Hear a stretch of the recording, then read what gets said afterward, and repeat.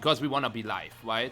James Evans with Galarian Weezing, which is interesting, but like Sash, Shadow Rider, Ability Shield Kowaidon, Scarf Geo, Kawako Bubone, like no other interesting pieces. And Luca Pass, undefeated by the way. This is pretty much just the tank team, but with with U-turn over parting shot on the Incin, and Whimsicott over Grimmsnarl.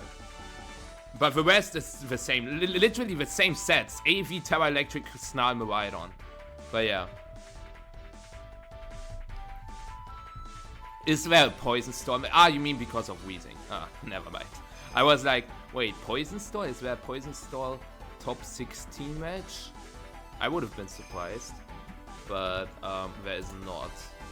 Okay, so the leads. Lunala, Miraidon against Weezing, Kowaidon. You know what's so good about Kowaidon against Lunala? Well, Lunala is Terra Fairy, so it has no defensive Terra. And I think Terra Fire Flare Blitz one-hit KOs Lunala. And that's why we see the switch from Lunala into Incin. Yes, you have no Intimidate because of the Weezing, but you give him Rocky Armor damage, and you rather lose 50% on your Incin than 100% of your Lunala, right?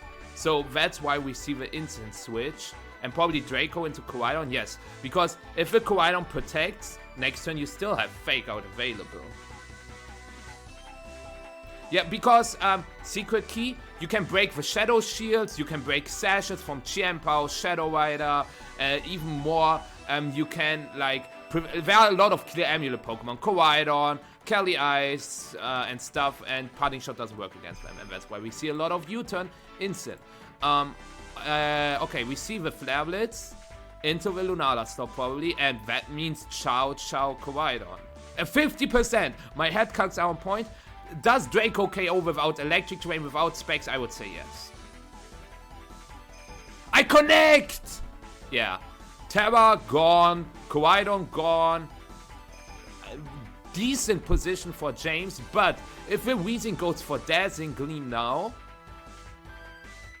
yeah, is Incin in his Tribal Rush range? Probably not, but you still need to know that there's a Sash Shadow Rider lurking in the bag.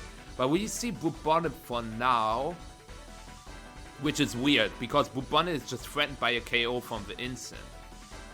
Yeah, Volt Switch Flare Blitz. You can also not switch Bubonic into Shadow Rider. This Bubonic has to outspeed Incin now.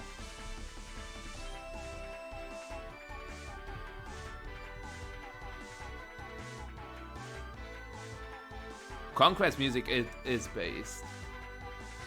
But yeah, okay, the Bubonic is faster. And now we see that there's a burnt Ursaluna without guts. So the game plan from James is really sick. The turn 1 looked terrible, but it is actually pretty good. It is a fast Bubonic. My Bubonic is also very fast. I can show it. I don't have it right here. But I will show you the GOAT Bubonic spread, okay? I will show you something that will blow your mind. It will not really blow your mind, but fast Bubonic. It is like not turbo Bubonic, but it is fast Bubonic.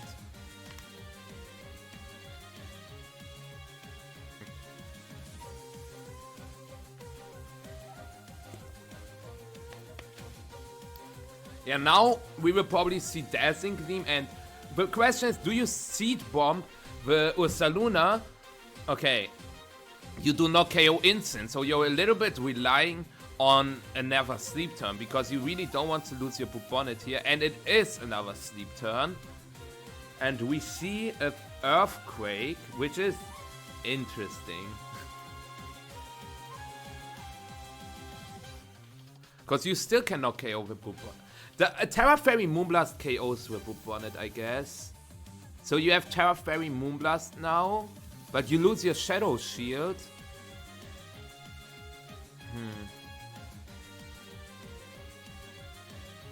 I mean, AV Snarl Miraidon is not bad against the Shadow Rider, and Terra Fairy Lunala is also strong. So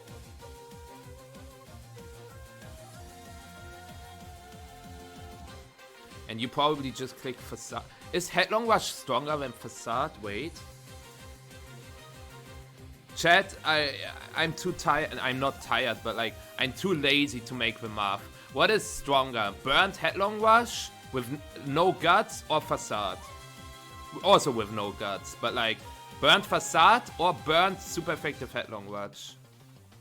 Facade, Facade, Facade, Facade, Facade. Okay, perfect. But why does he click Headlong Rush then? Maybe if the Weezing switches out to Shadow Rider, which he's never going to do, but... Yeah, I know 3A. Like, that much is clear, but... Yeah. Hi, Super, how you doing? Okay, we see a Protect. Wait, why did he not Gleam? Oh, he wants to keep the Saluna alive? He also did not Sucker Punch. I mean, you don't have to... Like, this play from Luca was super obvious, but...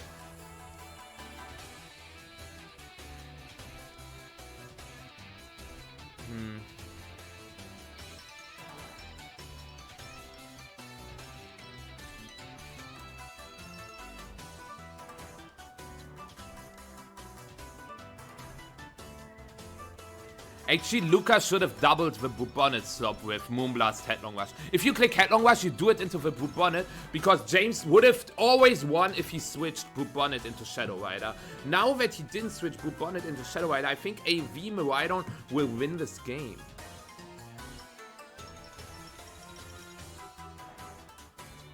Oh, let's go, Super. Congrats on your day, too. We see Protect to prevent a special attack boost, but there is no attempt to go for it. Also weird to see Astral Barrage instead of Psychic, because they are both the same power, because Spread Astral Barrage is 90 and Psychic is 90. It makes no sense to click Astral Barrage. Is James... James doesn't think at all, because Astral Barrage can get stopped by White Guard. Very unlikely that White Guard comes out here, but can get stopped by White Guard.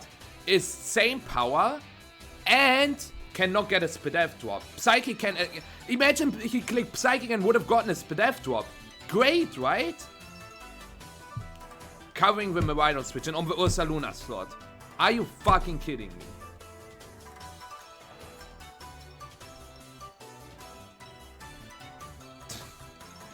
But yeah, this is probably just game now. We will see... I assume he will go for White Guard, Electro Drift into Cataracts. Because the Weezing also only has Dazzling Gleam. Why are you hovering Moonblast?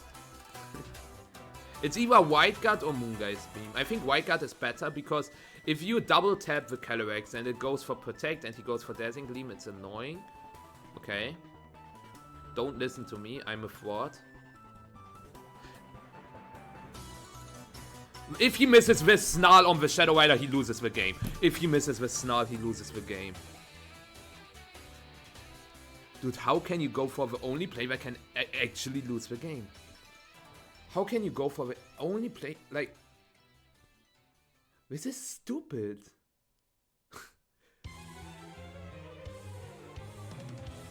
Okay. And it KOs. This is stupid. Like, some of these turns were literally just stupid. And where we have another player who goes undefeated without knowing how to play Pokemon. Just kidding. Luca is a phenomenal player. I think he had, like, second place at a Victory Road tournament recently. And also, I think he won the first ever Scarlet Violet regional, right? He won Liverpool in 2023. So, he knows what he is doing. But not knowing that Facade is stronger than Headlong Rush, and if you click Headlong Rush, you have to do it into the Bubonnet, and not knowing that Snarl can miss is crazy.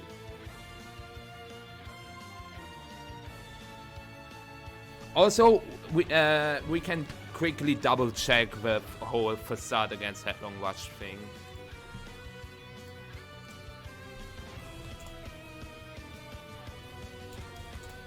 Yep.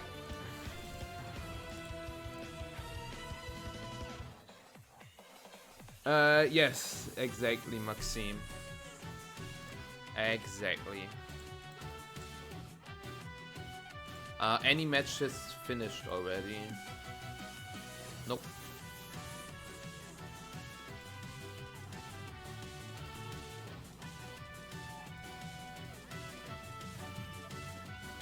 I have to answer to something really quick.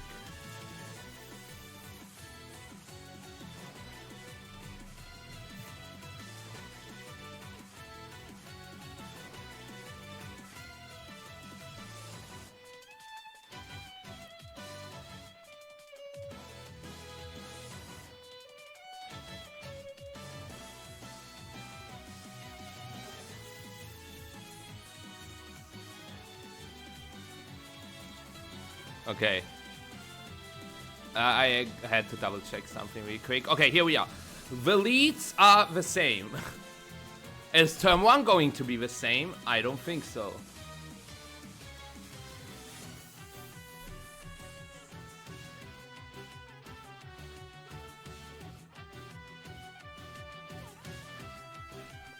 What did he do with Lunala? Switch again?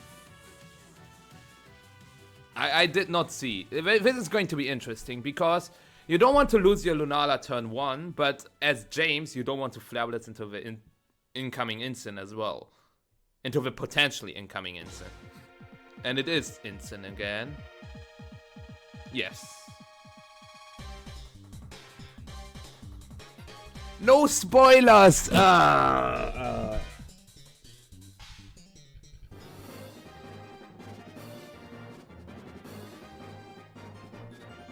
This literally took 20 years of my lifespan out of me. Okay, it's literally the same turn 1. But with Flare Blitz does way less than before. Draco connects again. Draco KOs again. He does, Big Boy Blue, he does. Ares. Yeah, Gleam again. So far, literally the same HP on Miraidon again. It's just that Incineroar is a little lower on health. Maybe you go Shadow Rider here, and you just go for Astral Brush, Dazzling Gleam. Yes, he can go for Snarl. Yeah. You can also go for Protect Dazzling Gleam. I assume so. He has a lot of HP investment. So he is probably not HP invested and timid. Because with AV you do literally 0 damage ban. So yeah, Protect. Did he double the Shadow Rider? Oh, the Volt switch into Wheezing. That's not what you like to see if you are James. Because now Lunala will switch in.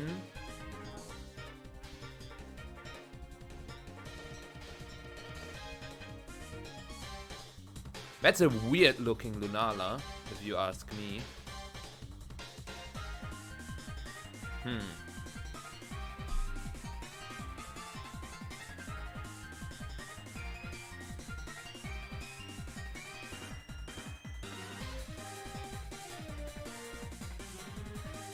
The situation is like...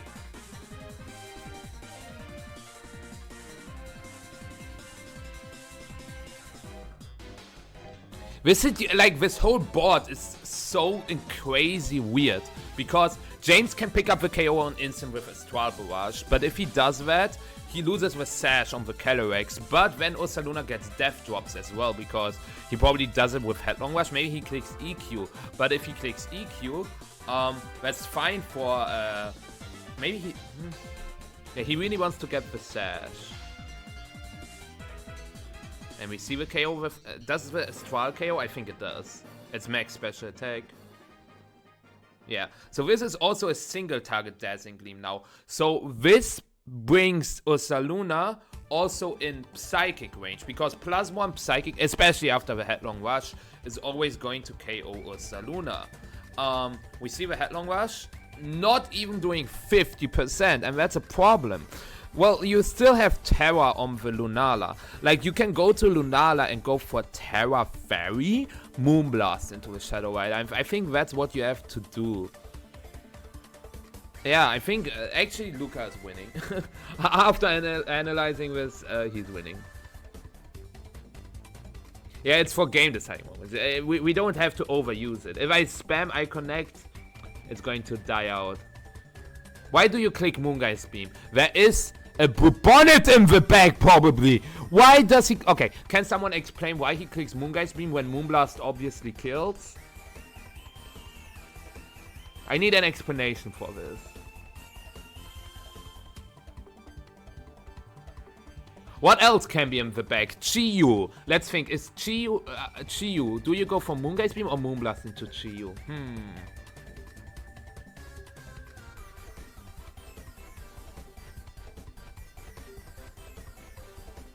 No spoilers, Mike. I think you. I mean, I know you mean no harm, but please, no spoilers.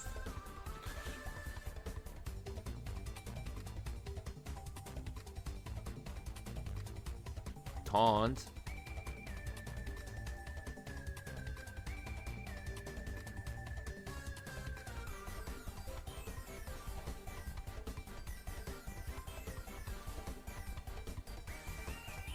I mean, it's just... It's over. Click Moonblast!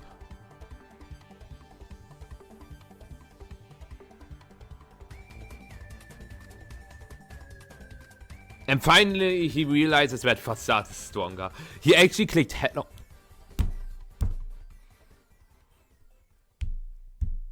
Well, if Chiyu is the last... If Chiyu is the last and James switches to Chiyu now with Shadow Rider, he can win. Switch Dazzling Gleam and then he has Heat Wave as Astral Barrage. Or like, he can also not click White Guard. Oh. He can not click White Guard because he's taunted.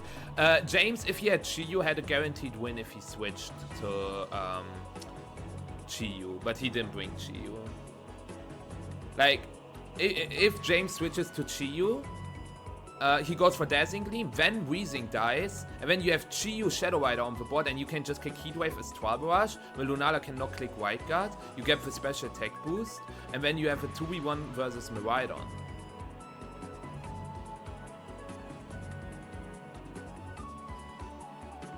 If he has Chiyu now...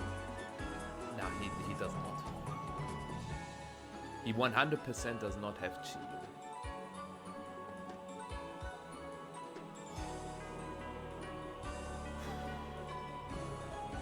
For a second. Like, but then the taunt makes no sense. Then you should have Dazzling Gleamed for extra chip. Why would you... Okay, maybe... Am I overestimating Lunala? Would have Moonblast not KO'd with 50% Shadow Rider?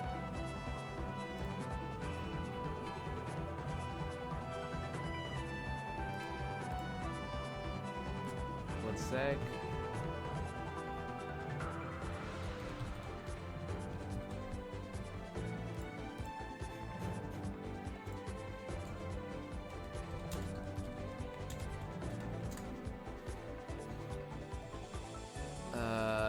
I gotta see.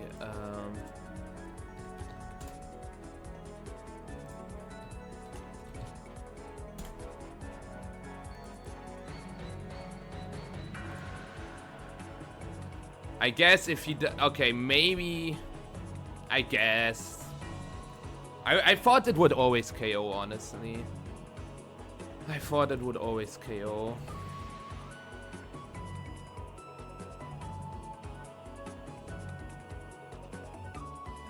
James, also, James is a little special.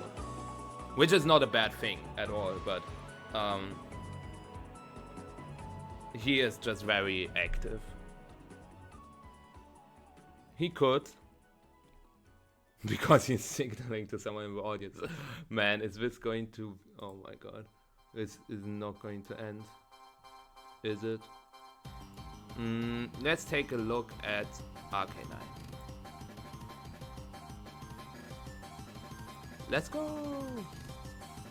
Paul beat Alex. Dash beat Joe.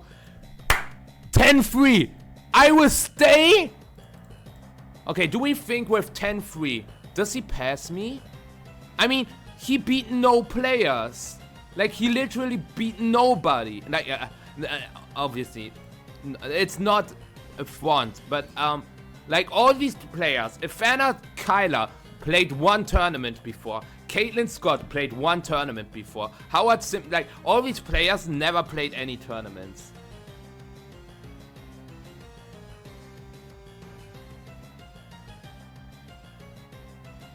So, yeah.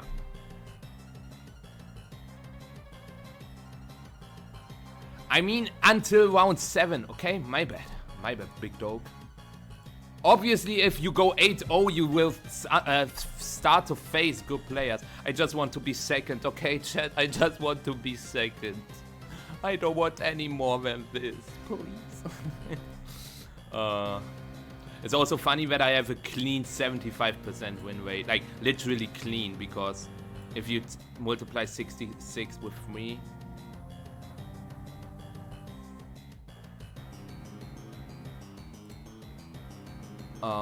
yeah. Okay, let's take a look. Andrew Ding also won. No, Adi!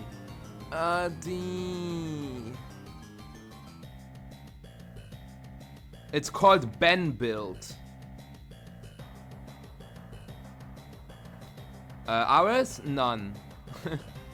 Worlds, I guess.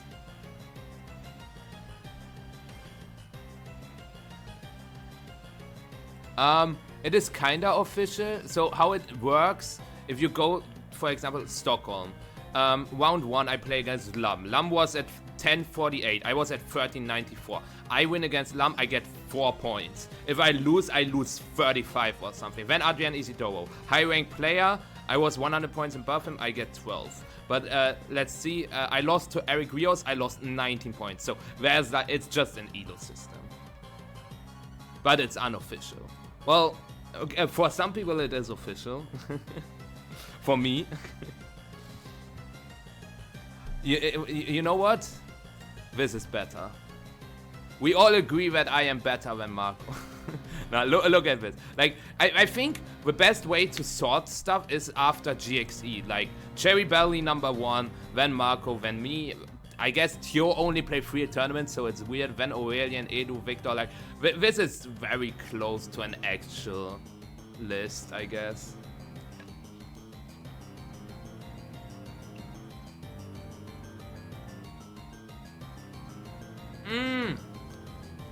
Rajke, thank you so much for your sub.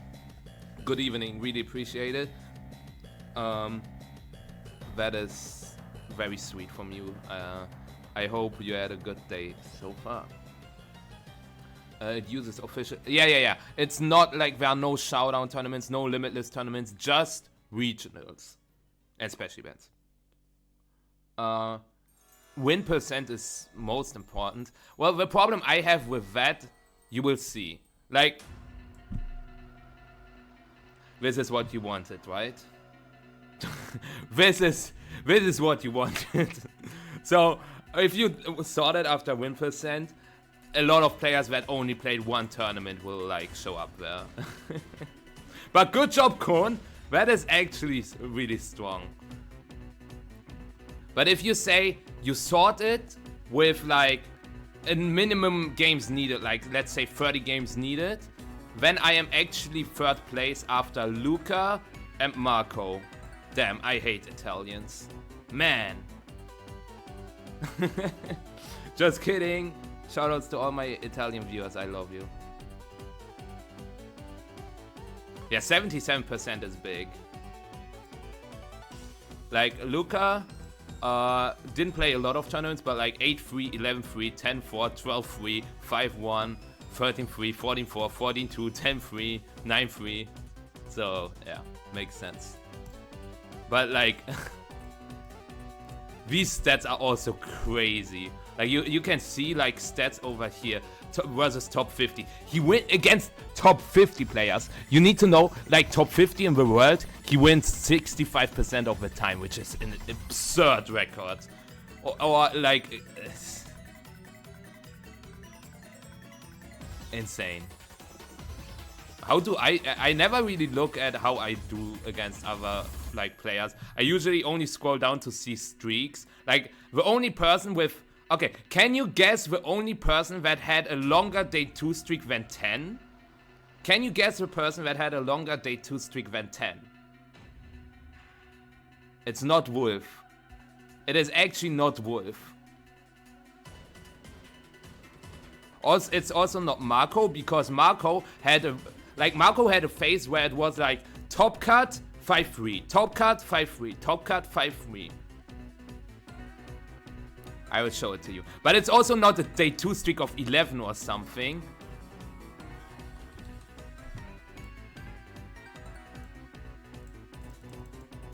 What the flip?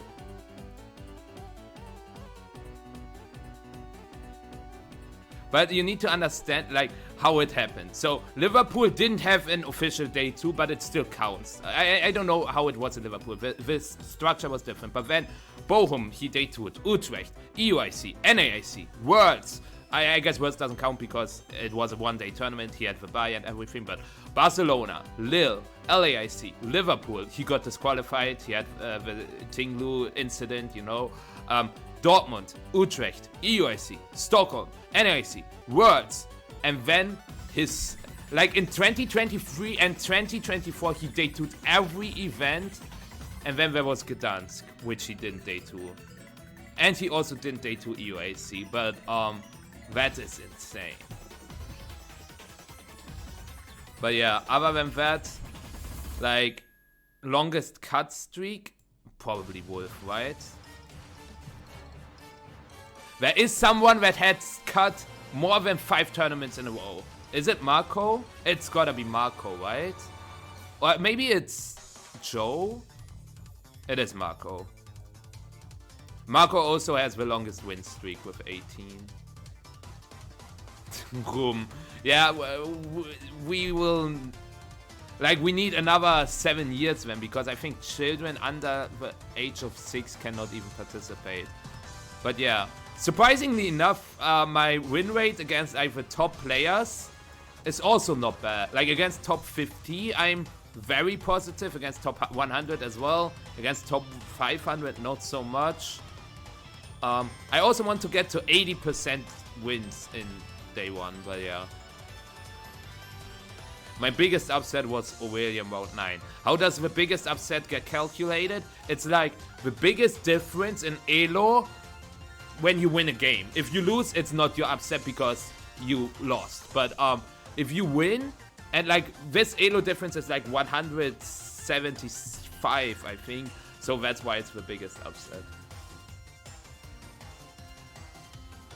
How many day 2s did you get after the wheezing accident? Not a lot. Like, before the wheezing accident, I had like 10, I think, with Utrecht, EUIC 2, Stockholm 3, Bologna 4, NAIC 5, World 6, Dortmund 7, Lille 8, Gdansk 9, LAIC 10, and then Stuttgart was like, and now since Stuttgart I had 2.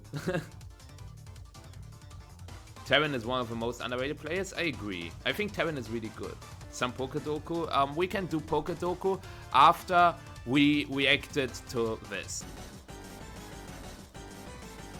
Oh, it's Carson against Paul, okay. Makes sense. Paul was on stream yesterday, but not today. I did not need to do that. I wanted to refresh here. So what are the matches? Like, who else won? Wait, what did we miss? So Carson beat Wim. That's unfortunate for Wim. And John Quinones beat Colin. So the round 40 matches are Luca Paz against John Quinones, Dillon against AIM, Carson against Paul, and Dash versus Andrew. Why do they not put Dash versus Andrew on stream? Like, I know Carson was also not on stream, but Paul already was. And Dash and Andrew both weren't, and both are like good players. But yeah, So, and we already saw this team as well. It's just the Tang team. We saw Shiliang using it. We saw Luca pass, like, Whimsicott over Grimmsnarl, but the other same 5. I guess U-turn instant instead of padding shot. Oh, what a big change. But where's the variety?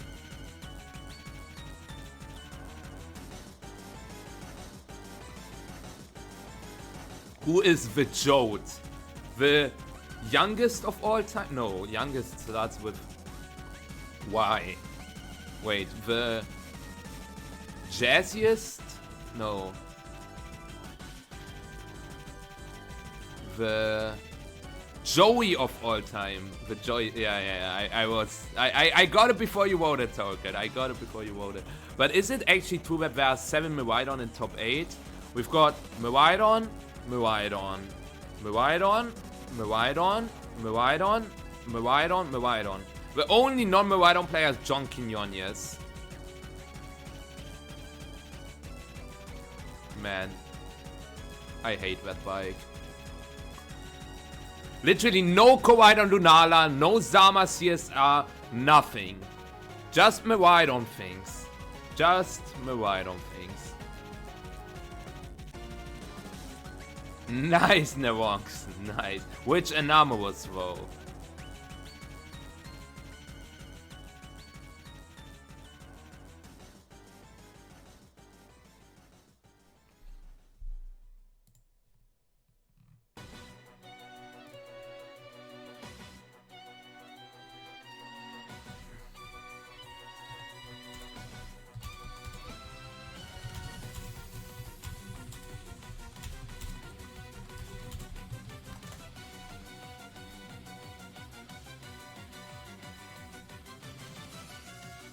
AV Groudon time? Is AV Groudon even that good is the question. Dash and Andrew combined only once. Yeah, like it's an Andrew comeback. Like he was really good in Sword and Shade. Wasn't he like the player with the most championship points? And also like Dash was also not terrible. I know he's like kind of annoying. Like I like Dash just because I coached him and I helped him, obviously. Not for this tournament, but he was one of my coaching students. But like his style is interesting, let's say that. But yeah, oh, what an amazing bot. Miraidon versus Miraidon. Which Miraidon is faster? Which hard one engine triggers first? It's the one from Paul. Okay. Does it say anything? It could still be a speed tie. Let's take a look at Carson's HP stat. He is AV, he's max HP. I never doubted that the Specs Miraidon would be faster.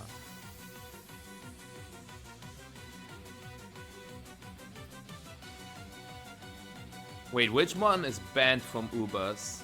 Wait, did Miraidon get banned in Ubers? I missed it, if that happened. Currently, I'm not doing coaching. Currently not, because stuff. Life and everything. But yeah, we see Reflect, Terra, Electro Drift, but I think Kelly Ice survives that.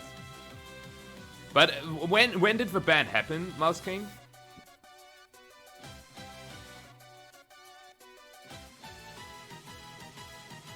But yeah, so we see Reflect to take less damage from the Glacial Lance. Volt Switch Glacial Lance? No, just Electro Drift, one hit KO. Bye bye, Grimmsnarl. And now we see another Electro Drift. I really like this format. Electro Drifts everywhere. Why is Electro Drift so much better than Collision Course?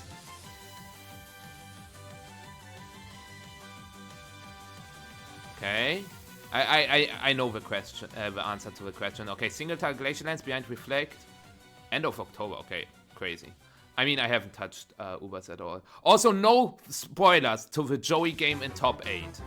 I will literally time out you if you spoiler the game.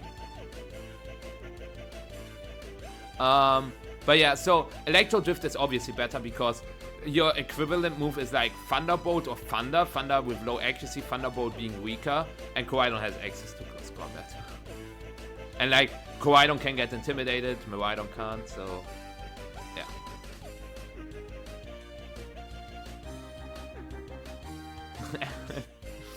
Nice, Scorpion, nice. But yeah, so we see Ursaluna switching in because when Miraidon is locked into Electro Drift. The problem is, even a soldier as Miraidon is going to take a lot from Electro Drift, and Paul can also just switch out. Snarl makes sense because Snarl also picks up the Calyrex, but we see Volt switch instead because he wants to get in the Lunala to maybe set up a Trick Room, and we see the switch because Electro Drift doesn't do a whole lot here, and we see the switch out into Ogapon. Okay. So there's a Volt switch. I think Carson clicked Headlong Rush, which is not amazing because it is resisted, you get defense drops, and the Ogapon now threatens a one-hit KO on the Ursaluna as well because Ivy Catcher does not one-hit KO Ursaluna usually, but with the death drops it actually does. Sub would have been really good on Ursaluna because he could have just subbed here and then he would have been in a very good position. I'm also not sure how good EQ is. Like, you have nice synergy with White Guard Lunala, obviously, but you have not a lot of protect ones. Like EQing next to Grimmsnarl, I don't know. EQing next to Incineroar, I don't know. EQing next to Miraidon, I don't know. Like, not a big fan of EQ if you don't have something like Ho-Oh or... What's the last Pokemon? Grimmsnarl, Ursaluna, Lunala, Miraidon, Incineroar, and Bandit Urshifu. Yeah, EQ sounds ass. But yeah. Here's the Miraidon again, and Paul could double tap the Lunala. I'm not sure if a double tap is enough. Maybe with Terra Water it is. Like Electro Drift, Terra Water, Ivy Catcher could KO the Lunala. But then, if you go Terra Water, you are susceptible to the AV Miraidon, and the Ursaluna can just go ham.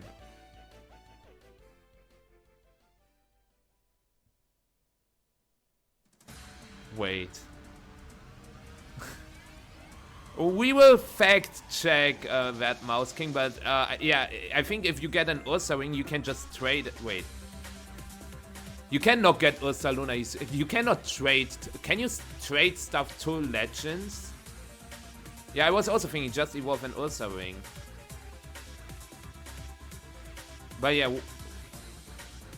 Okay, I was. No Trick Room from Carson. If Carson clicked Trick Room now, he would have been in a good spot. Now, I think... Huh? Well... This is weird, because Paul has to double tap both these Pokemon to KO them. But if he double taps into something that switches... he can switch in... Like, Carson can switch into Miraidon. And that's what he's eyeing for. And even if Paul decides to double tap the Lunala, then he has Miraidon, and Miraidon is faster, and then he can go for Snarl Facade, double KO, but then the Ogapon can go for Spiky Shield, Rocky Helmet, but yeah. Okay, we see the switch into Miraidon, and we see Horn Leech instead of Ivy Cudgel, super weird. And Fiery Dance. This does not KO, but maybe he didn't want to take the KO on Miraidon because now in Trick Room both his Pokemon are faster than the Miraidon. But the problem is, how do you stop Meteor Beam into Volcarona? He doesn't have Meteor Beam. Wait a second. So you go for Rage Powder, Horn Leech into Miraidon. Carson can also not Terra anymore because he clicked Terra Electric. I forgot that part when I was thinking about like double tapping Ursaluna. But no, we see no Rage Powder. Yeah, and losing Ogapon means losing the game, right? That is just game. Actually, the Miraidon from Paul... It is not game. The Miraidon can still Terra against Earthquake, and the Volcarona can still redirect the Facade.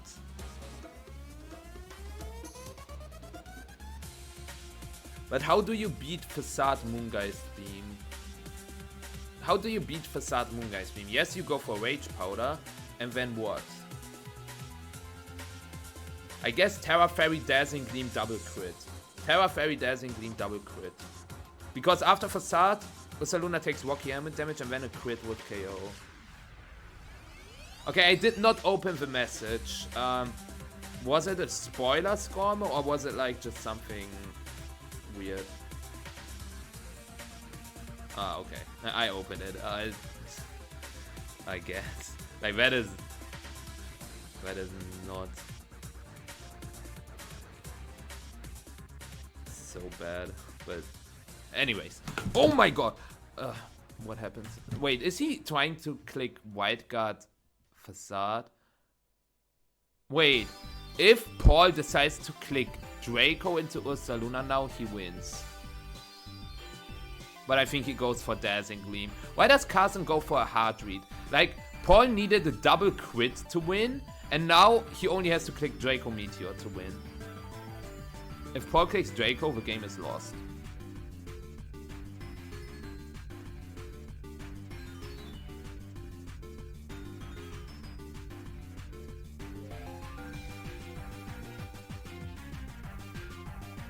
Did he click Draco?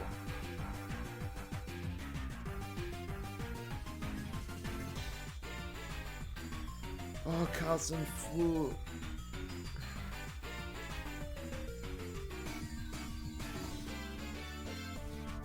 Unless, okay.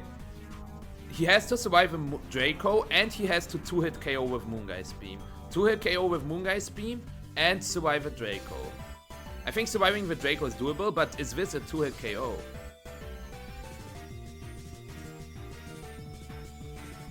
Yep. And a throwing! Yes! And a throwing! Now, even if he misses Draco, he gets another attempt because Trick Room ends now. Yeah, Trick Room ends now. So even if the Draco missed, he would have hit the next. Like, if I was Carson right now... Why did he... The funny part is that White Guard EQ would have also won. EQ White Guard would have also won, because EQ would have put Miraidon in Moonguy's Beam range and Volcarona in Moonguy's Beam range. So you go for EQ White Guard, and then you go for Moonguy's Beam, right? But he literally clicked the only way to lose the game. Why does this keep happening? Why did he not click Facade Moonguy's Beam? Did Terra Dazzling Gleam... Okay, maybe I'm underestimating Miraidon. Would Terra Dazzling Gleam... Does Terra Dazzling... We had so much AV Miraidon on the stream, maybe I'm underestimating Specs Miraidon. I mean, we saw from the stream yesterday that he's timid. Let's say he's Max. Look, even with Modest, he took one burn plus Rocky Helmet plus burn, so he would be at 72%, right? 6, 94. Rocky Helmet, 78. Another burn, 72. So Dazzling Gleam does not KO Ursaluna, and Dazzling Gleam also does not KO Lunala. No Shadow Shield.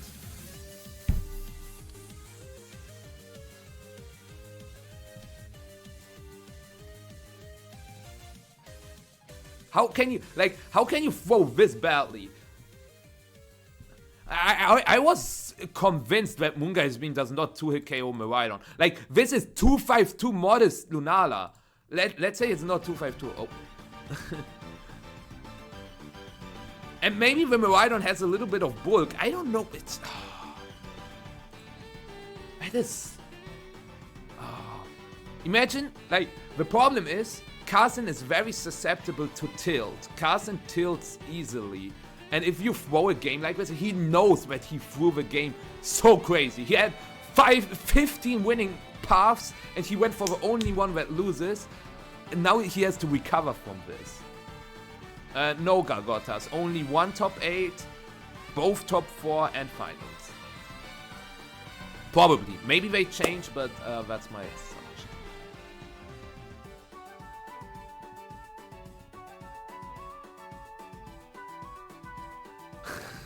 Don't do that now, Onks. I don't want to be the reason why you perform worse, but you gotta, like, I try to lecture people, but not in a way just saying, oh, they are so bad, I'm doing everything better. But I think it's always important to learn, to grow, and if you see mistakes and misplays, you just have to point them out. Is he going for Electro Drift again? I think he goes for Volt Switch this time. I think he doesn't just Electro Drift again. Yeah, Volt Switch Glacial Lance. And that is a GG. Shake hands. I'm a little sad for Carson, because Carson is a homie. But when you play a game 1 like this, you don't deserve to win. Let's be honest. Actually, yeah, they stream 2 of them. Sometimes they stream 2 of them. Not always. But I think that's just game. Or if they stream 2 top 8s, then it's... Yeah, okay, if they stream 2 top 8s, then it makes sense. Actually, do they stream both from the bottom bracket? It would be weird. Like, I would have streamed this from the top bracket, not because of aim, but because of Dillon not being on stream, and Luca Paz was just on stream 1 round ago, and Dash against Andrew. But we will see. Maybe they will still stream Dash versus Andrew. But yeah, we see Lunala switching in now. The Miraidon is -2, and Terra is not committed yet on Paul's side.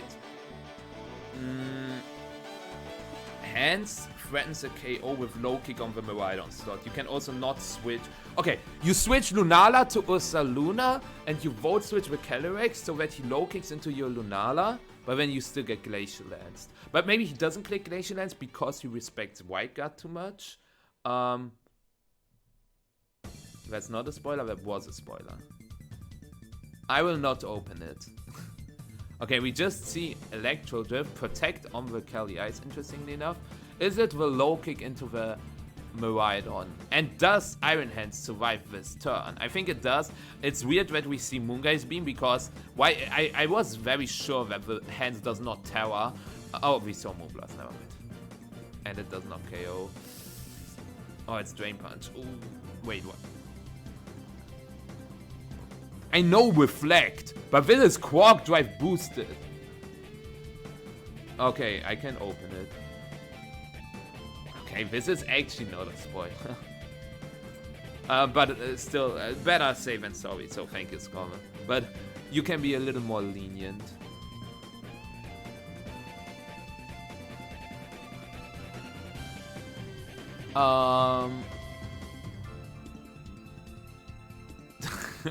Okay, so we see another Electro Drift, this time into Kelly Ice. Wait, he didn't Terra the Kelly Ice. Did he double it?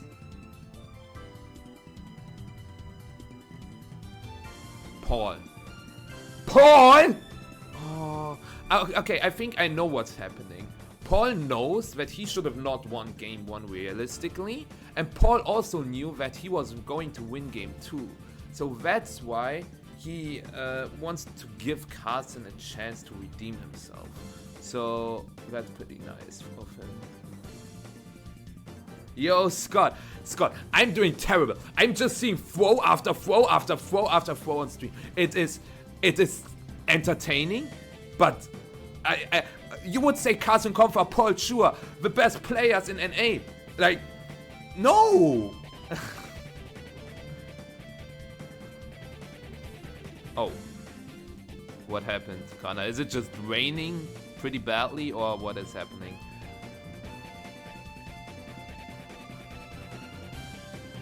Okay, yeah, Volt Switch, and probably... I think Ivy Cudgel does not pick up the Miraidon. I would say Ivy Cudgel does not pick up the Miraidon. If it does, he wins. If it doesn't, he loses.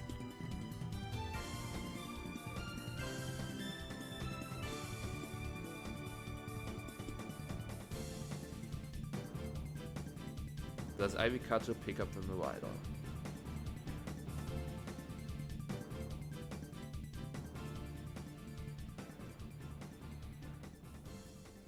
I mean, we could go for the high crit move, or we could go for the move that recovers 5 HP.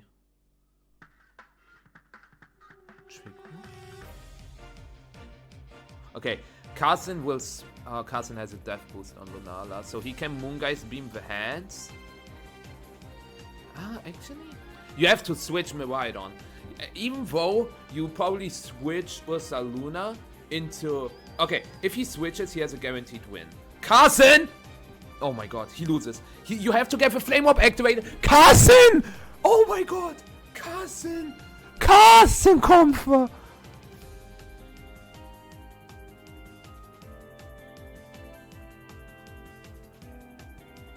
But I feel like every time I see Carson playing on stream, he plays too aggressive and doesn't really think all his things through. But okay, the Lunala is faster. But how much does this Ivy Cudgel now do?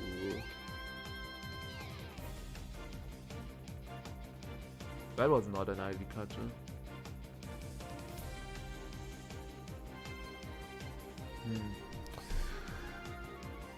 Wait a second. Oh, what is the winning line here?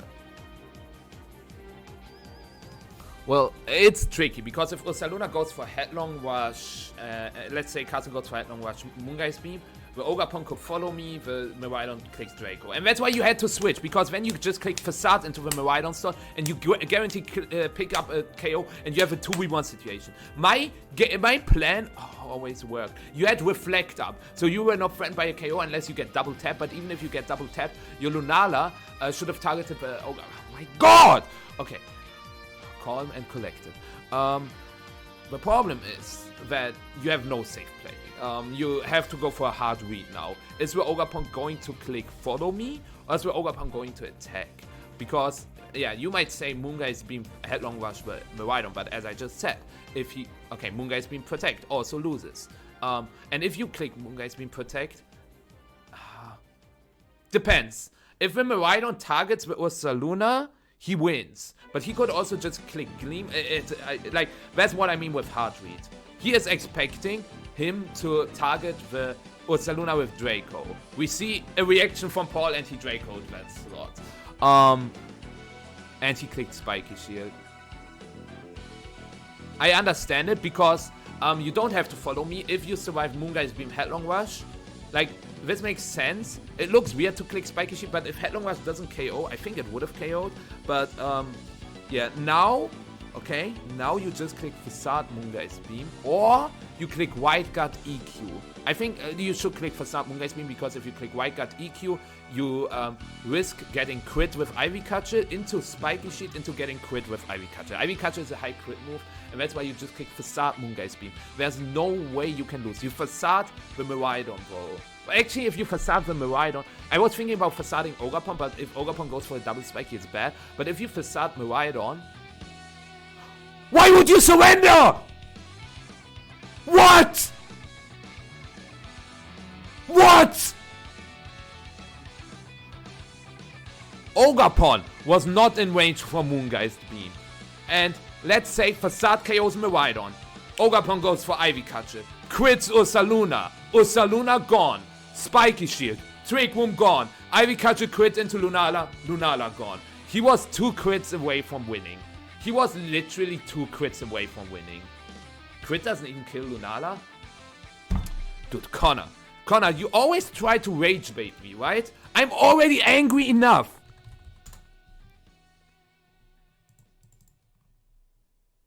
The Lunala was at 129 HP. Huh. Let's say it's 0 attack Ogapon. Huh. And it's still a max HP Lunala. Huh.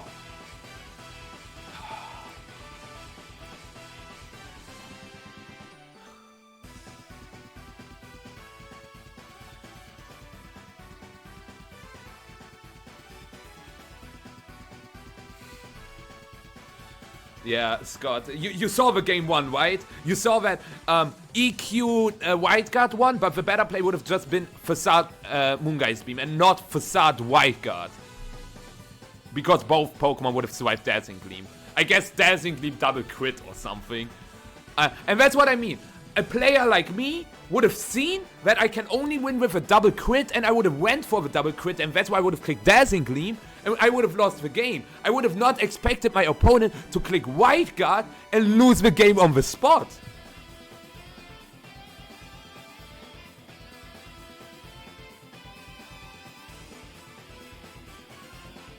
Scott, I thought you were like here sometimes when I was doing these regional streams. Like these regional streams, I literally, every single time after the streams, I have to see a doctor because every time my heart, my how do you say, blood rate goes up. You know what I mean. Yeah, like literally they delayed game 1 and game 2. Okay, third time's the charm.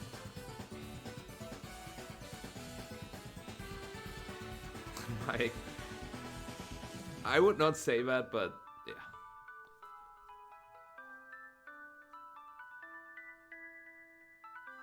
Arknor, he clicked Facade on the Miraidon because he didn't want to risk a double spiky shield on the Ogre-Pon. So the Facade KOs Miraidon, and then the Moongeist Beam goes into Ogre-Pon, he survives Ivy Catcher, tagged Ivy Catcher, as I said. Anyways, how does the game 3 play out? Literally, Paul had the best game turn 1 possible, and also how he threw away the Calyrex like it is a trash bag. I don't know. I will name my Calyrex trash bag from now on.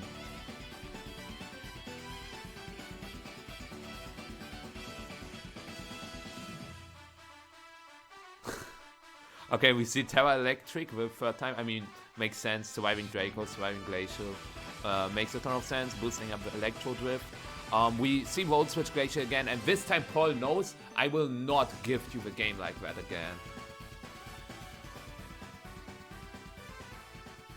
No, Arknor. Ursaluna is faster than Lunala, so the Facade comes first.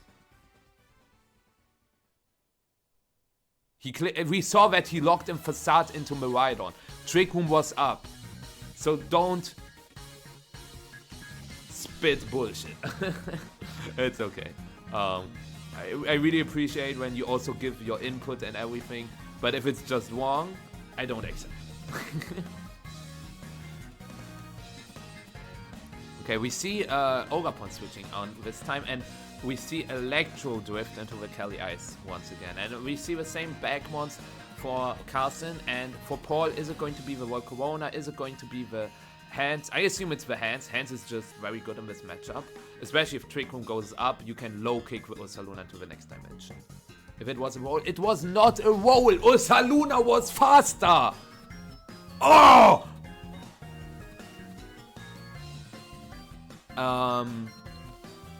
Yeah, so now, since Trick Room is not up, if Electro Drift 1-hit KOs Ogre-Pon, Carson actually finds a double knockout here. Ursaluna was faster! Trick Room was up!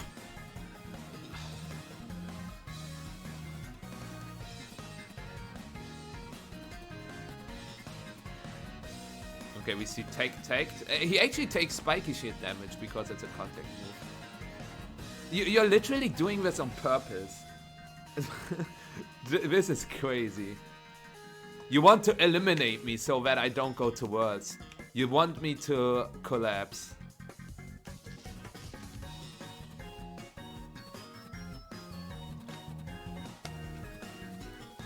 Well, Arknor, he didn't do it because we saw that Moongeist Beam. This did literally exactly 50%, and in game 1 it did 48 into 45. So even though it was in the yellow, it was very likely for Paul to survive the Moongeist Beam. So yeah.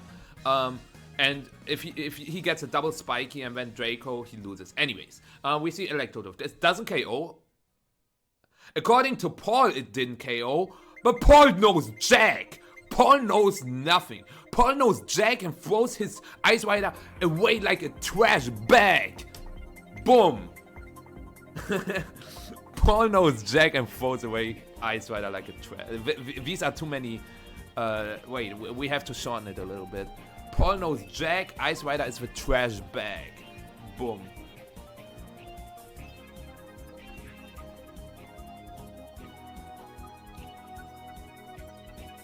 No, Facade Pon loses to double spiky shield.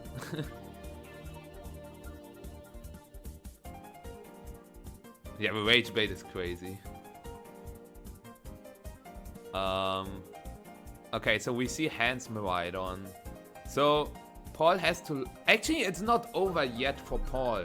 Because Paul can just click Draco into Miraidon and Wild Charge into Lunala. Does he have Wild Charge? I will open the team really quickly. If he has Wild Charge, it's actually winnable for Paul. And I think Paul is... It comes down to a speed tie, which is kind of funny. Paul, Chua. Okay, Paul is trolling. He has Wild Charge. Okay, he locks himself into Electro Drift.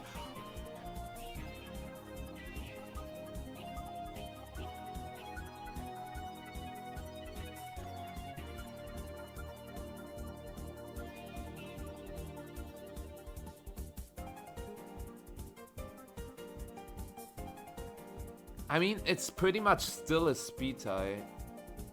I don't understand why he didn't Terra the hands. He still has Terra available, right? Yeah, he does. Yeah, at this point you Terra the Miraidon so you don't die to Draco. So you Electro Drift the Lunala, you low kick the Miraidon, but yeah, there's still Reflect available. So the Ursaluna also survives the move from hands. So you have to...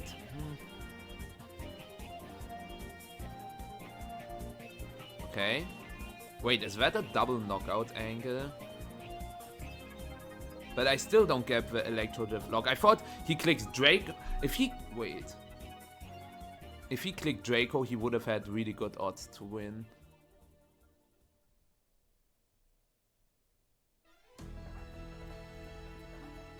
If he clicked Draco into Miraidon, he KOs Miraidon. Wild Charge breaks the Shadow Shield. Then he can...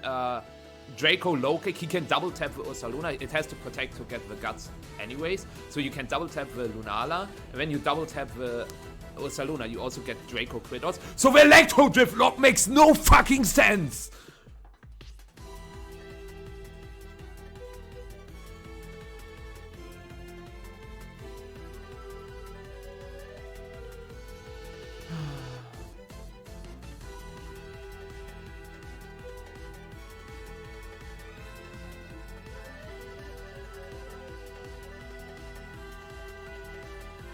Yeah, it looks like no Ursaluna, but I mean, low kick can still crit.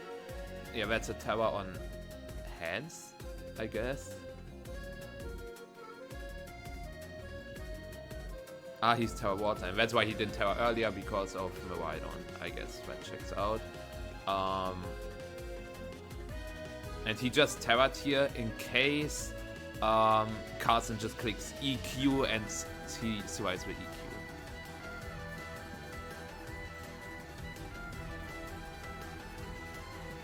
Oh my god, side drain would have been bang up. I mean, he still dies to Facade, but side drain would have been a bang up.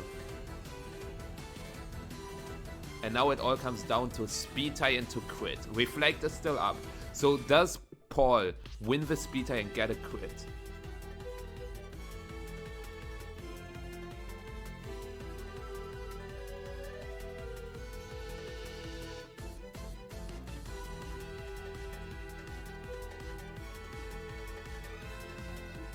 This was such a shit show.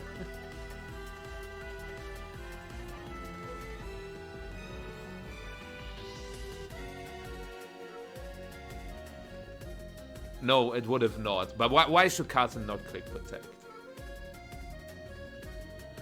Even if he clicks Side Drain Punch and quits and drains everything from Miraidon, he's still in Facade range.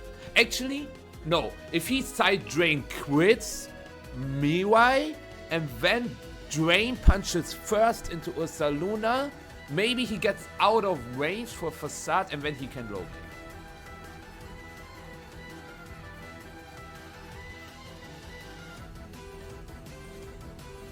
That was genuinely terrible. Okay, so I should check Twitter. There are no spoilers? Hannes? Are there spoilers or no? Can someone check Play Pokemon Twitter and, like, tell me if there are any spoilers? Yeah, Kon, next year? Kon, in the next season we both go to NA Regionals. Sounds like a plan, right? Also, I'm really curious, Wellspring against AV Miraidon, Terra Electric, Electro Drift.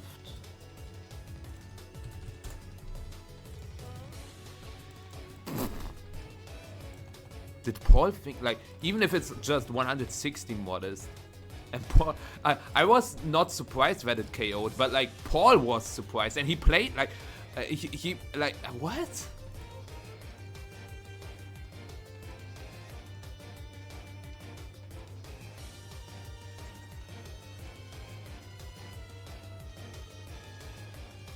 It's safe to check it. Okay. Do I have a Twitter thing open? I do.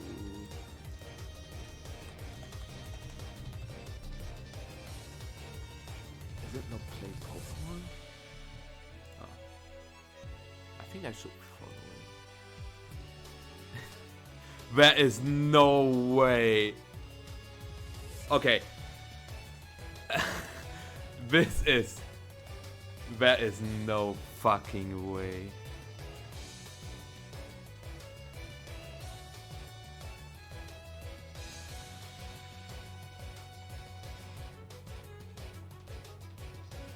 I achieved everything.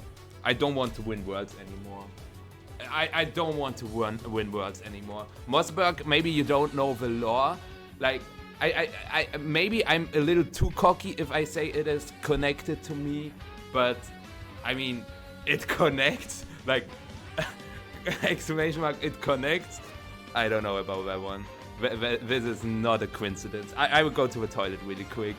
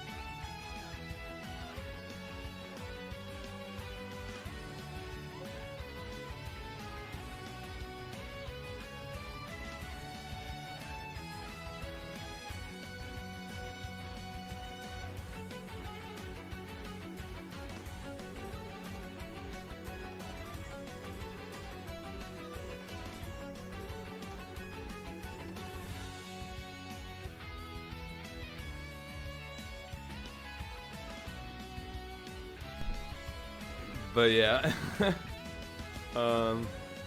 Wait.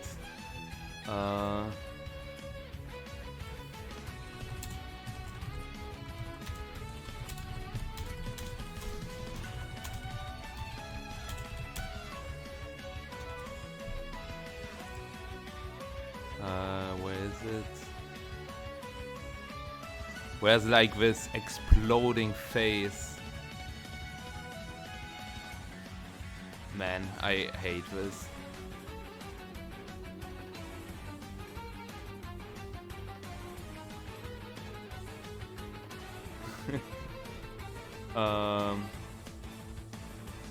Man, nothing is fitting. Let's do this. Boom.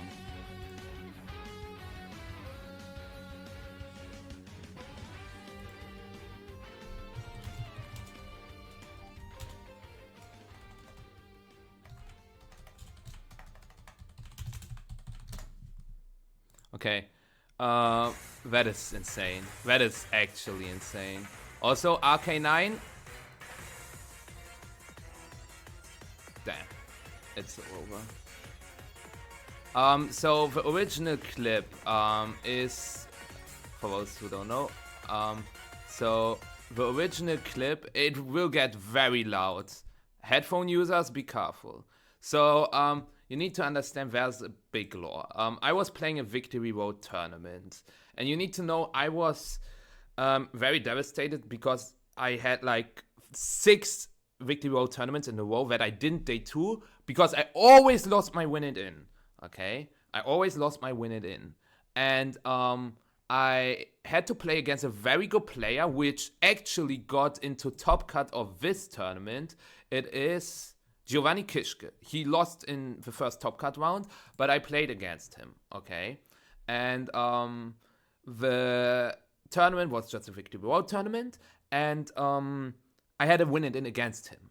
But the funny part is I played against him in the MPA in the same week. I played against him in the VCL, another very big tournament, in the same week. And now I had to play him in the win-it-in for victory vote. And I also only got into game 3 because I got a triple protect, and he choked the game like crazy. And then in game 3, I decided, okay, I will do something differently. So I decided to, that is so crazy. I decided to lead with Raging Bolt and Kawhi. It was a full mirror on top of that. And I said, okay, I live the double up with Raging Bolt. I survived it with like 2 HP, and I clicked Draco onto the Kawhi Horn. And this is my reaction. I just read a whole book, I feel like. I connect! I connect! I connect! I connect! And because of that, we had some crazy stuff happening around. Because there was a player who actually made a shirt with the motto "I connect." I will find it, hopefully someday. Man, I will find it. Trust me, chat. Boom. And yeah, like, I don't know. It just happened.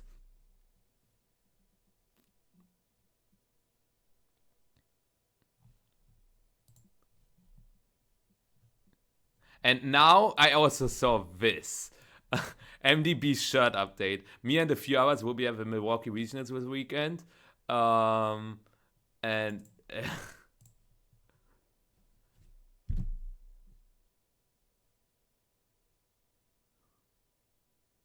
that is...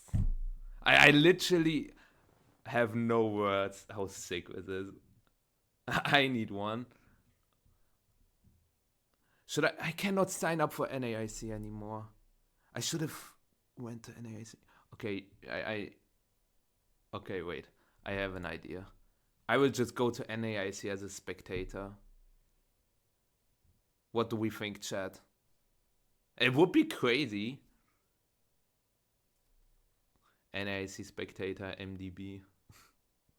Stop fooling us. Hehe. Nah. Imagine. You will participate. Okay. Give me $1,000 and I will. No, don't.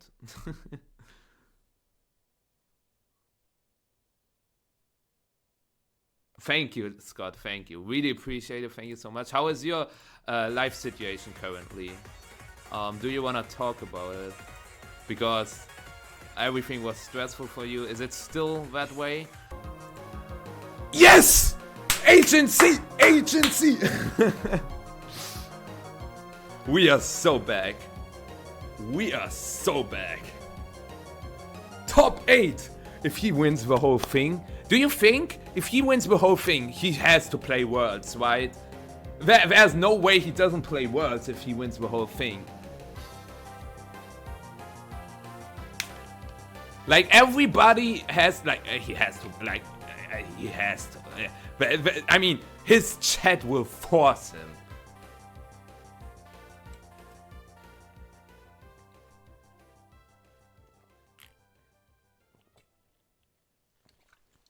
This is Dillon Kleinvehn, right? Or do I mix him up with somebody else? Oh man, what an interesting team! It is just Ogre upon Cornerstone. Actually, there are some things that are different. Hold on.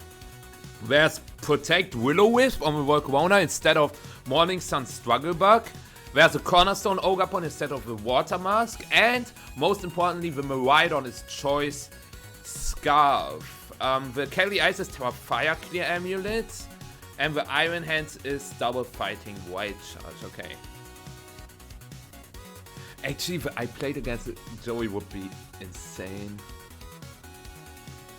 He did better than you? No, Connor. I finished top 8 in my first tournament. And this is top 8.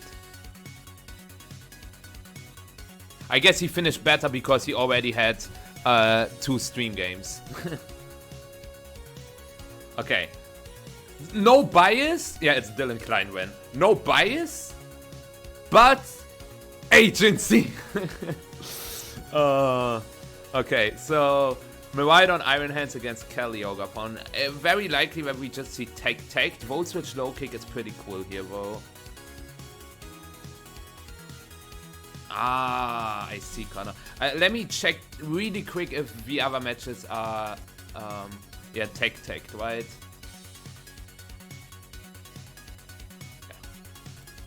Okay, still nothing. Okay. I should also close some tabs. I wanted to show you my Bubonic team. I will show it right after this game. And then I will also make a Pokodoku so that we can cry again. Okay. You just Volt Switch Drain Punch? Or do you Low Kick? Like, Drain Punching is better if your Iron Hands moves after the Calyrex. And I think Volt Switch Drain Punch also... Yeah, Volt Switch Drain Punch also picks up the Calyrex. I think Dillon has no ground type. And so this is a very sick play.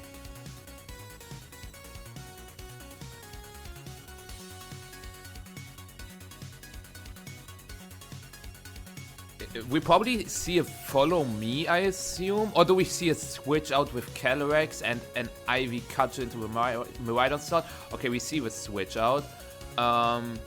Into Volcarona. Oh, no Flame, buddy. Oh, bro. No. Oh.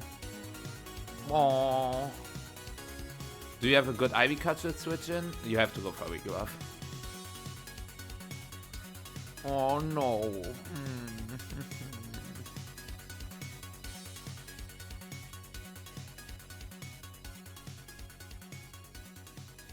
Yeah, I understand what you mean, Drago Blaze, but oh, no crit, please. Oh.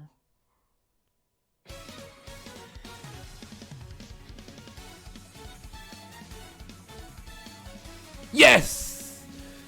Oh.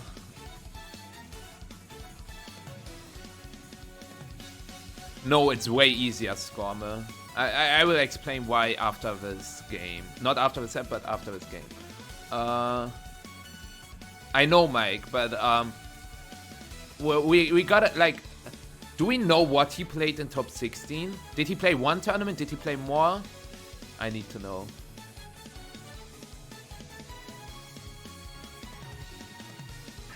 No Miraidon?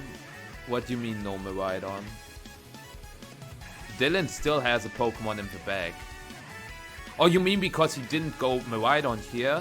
Yeah, Miraidon here would have been actually really good because you threatened Terra Fairy Dazzling Power Whip. Wait, did he double the Ogapon? Did he double the Ogapon? Or did he like foul play Drain Punch and spread the damage? Okay, he spread it. Actually real, Drago. Actually real. Nice. Are we out of range of Power Whip? Wait, this did like 121, I think. 157. Should be out of range. And now you can double the Calyrex.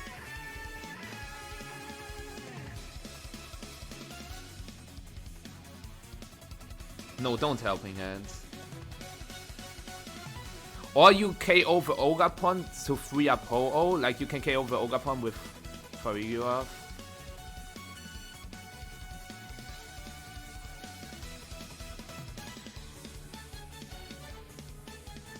Also, 2016 is not just 8 years ago, it's actually 9 years ago. Yeah, Ho-Oh is weird. I mean, what else should he bring? The no Protect Life Orb Treads, I guess? Yeah, Treads would have been really good.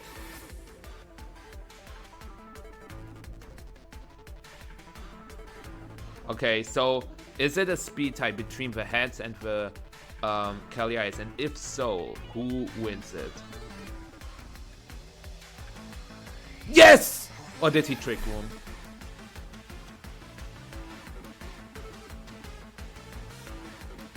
I assume it's a speed tie now.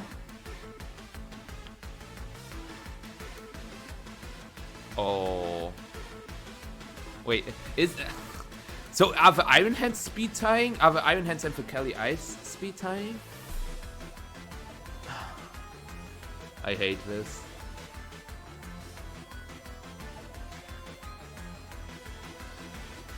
You should not switch Farigiraf. You should not switch Farigiraf. If you switch something, it's gotta be the hands. Because when you still have fake out. No, don't switch Farigiraf. Why would you switch Farigiraf?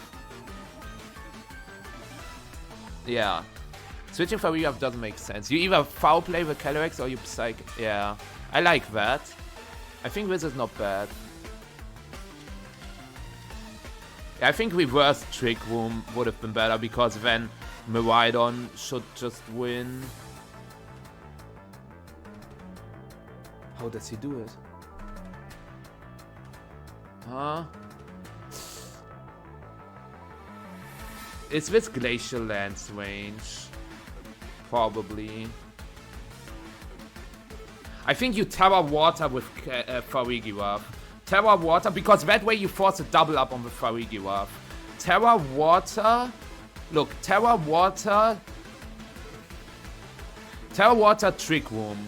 Terra Water Trick Room and Sacred Fire into hands. If he doubles the Ho-Oh, Ho-Oh dies, but Farigiraf reverses the Trick Room and then you have Electro Drift into Calyrex and Psychic into hands, into Electro Drift Psychic, and if he KOs Farigiraf, you have Fake Out Electro. Yeah.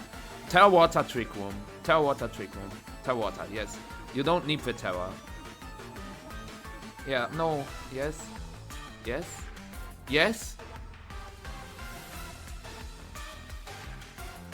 I don't like this.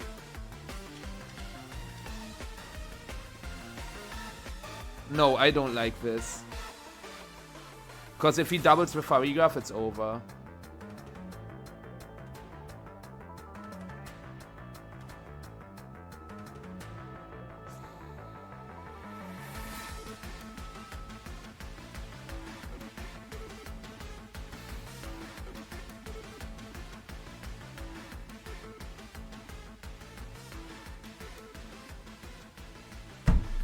How does he do it?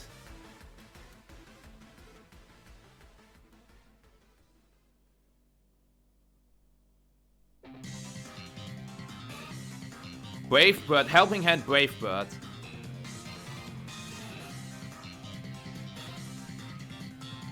Or you double tap the hands. Dillon is forced to click Trick Room, so you can go for Psychic Brave Bird into hands, KO hands. Then you go into your own hands. Like, then Glacial Lance to 3 turns, Fake Out, attack, switch hands into Miraidon, toss Miraidon, Fake Out, attack, protect, Brave Bird. Okay. Or this. Agency! I mean, the protect was bad with Ho-Oh, I think. The protect with Ho-Oh was genuinely bad. Because Dillon, if he clicks Glacial Lance Wild Charge, why would you not Wild Charge with Farigiraf? Because if the Farigiraf switches to Miraidon, it dies to Glacial Lance, Wild Charge gets redirected. If he switches to hands, Wild Charge gets redirected. If he stays, you want to KO the Farigiraf because it's likely to go for Terra Water Reverse Trick Room. So why in the world did Dillon click Wild Charge into the Ho-Oh? Or maybe his Iron Hands and his Kelly Ice are speed tying, so he has to click Wild Charge into Ho-Oh so that Wild Charge does not go into Farigiraf first, and then you have the Glacial Lance which does not pick up the Ho-Oh or something. Yeah, I think Mr. Agency is playing really well. Mr. Agency. Holy shit, crit!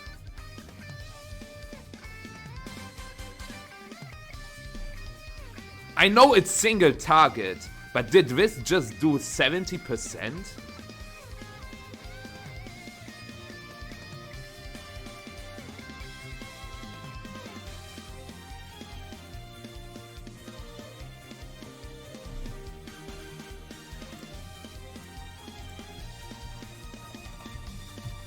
We know that he is timid. We saw that earlier. Single target, I guess.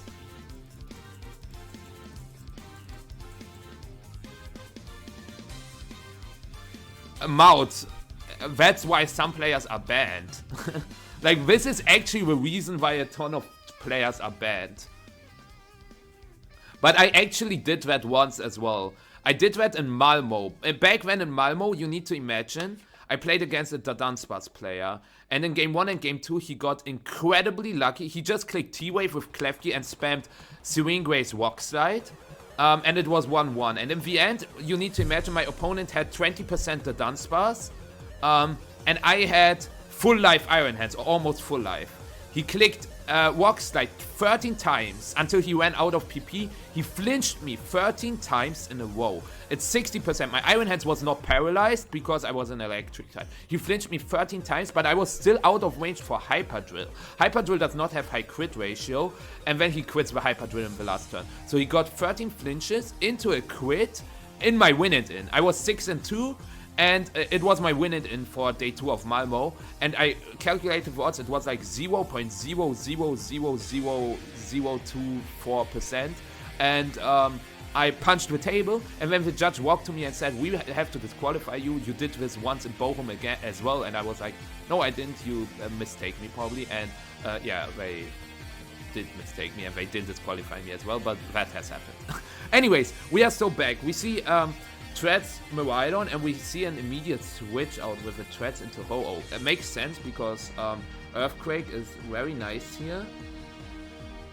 And we see the Follow Me. Okay. Dude, how does he do it? He got it again. Like, if there's an Ivy Cudgel, you get cooked.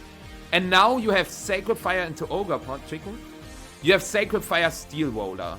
And if you predict the Terra Fire on the Ice Rider, you can also just go for Earthquake again. But Earthquake doesn't KO, so I don't like not bringing Farigiraf. I think that is a small mistake, but let's see. Yes, Loila. I mean, Maut, I also started when I was with Scarlet Violet. Eva, yes, Eva.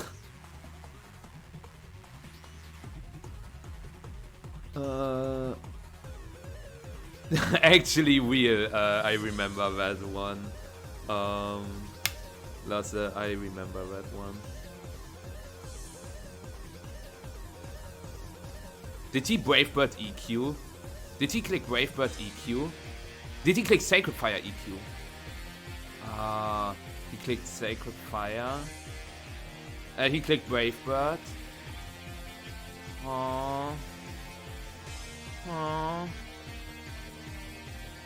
If he clicked Sacred Fire, he would have just gotten a double knockout. Come on, quit! Oh! Treads, give it your all, please! Okay, bye-bye, Ho-Oh. You were bad anyways. Oh, wait, what?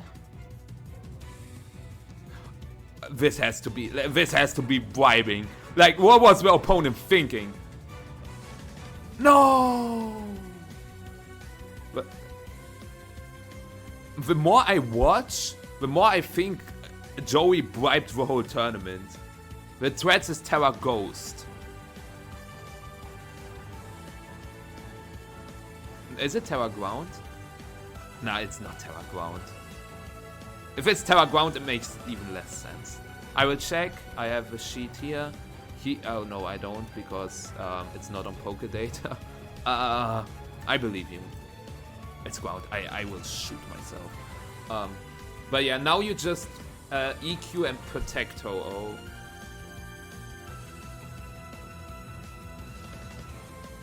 Or you switch Ho-Oh to hands to get Regenerator. But the problem is he gets +1 anyways because he KOs with Treads.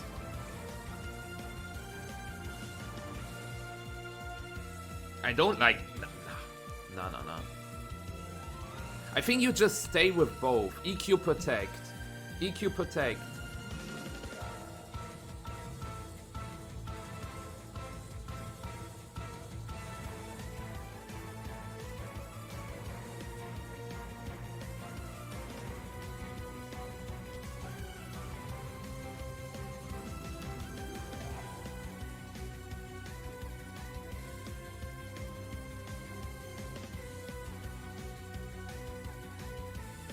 Now he's +2 as well.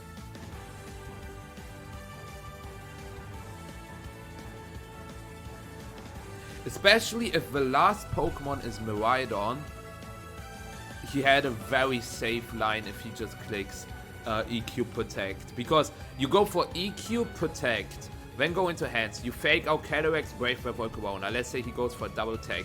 Then next turn you can just Wild Charge and toss Ho-Oh, Trick Room ends, and then you have Terra Fairy, Dazzling Gleam to just clean the game.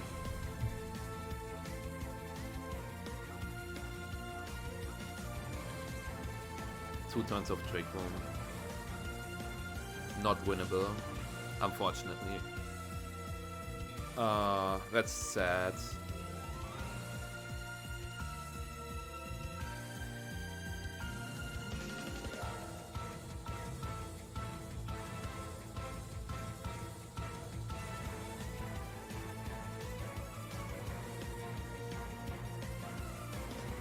Actually, there is still a winning line. Nah, it's Rocky Helmet. Hands just dies. You have to Terra Hands. And Wild Charge. And Protect.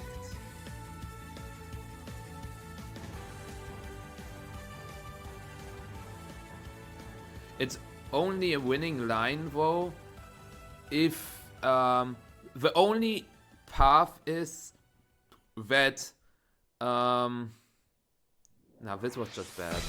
The only path is that the hands and Kelly Ice are speed tying, which I don't think. I think Dillon's Kelly Ice is probably not min speed because he also has an Iron Hands. So if they are speed tying, he can actually win, and I will tell you how.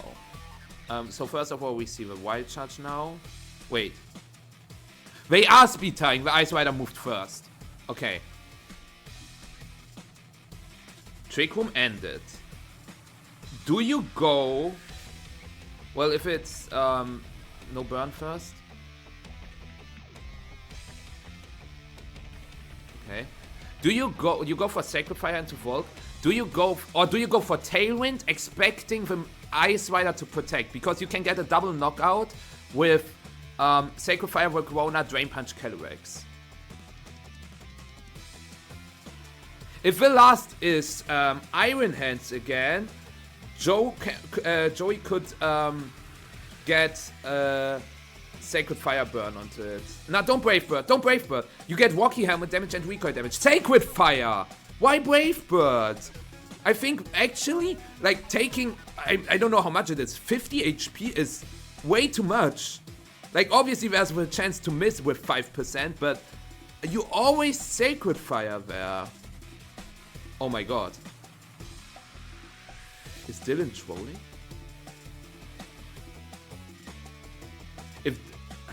I mean, Dillon still wins if he has Miraidon, because next turn he just Electro Drifts the hands, the Ho-Oh cannot touch it. But let's see who outspeeds. Hands. Okay. If this last one is Iron Hands, no. Now it's still like, the problem is every HP matters, but if this is hands now, this is scripted. This is fucking scripted. This is not... What? Nah. This is... Why did he Tailwind? Oh. Tailwind was so bad.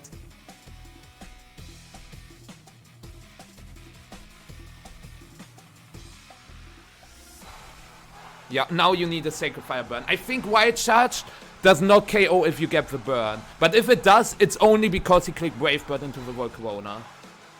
You Sacred Fire burn. I think it... Yeah, comp. Oh. 50%. He connects. No!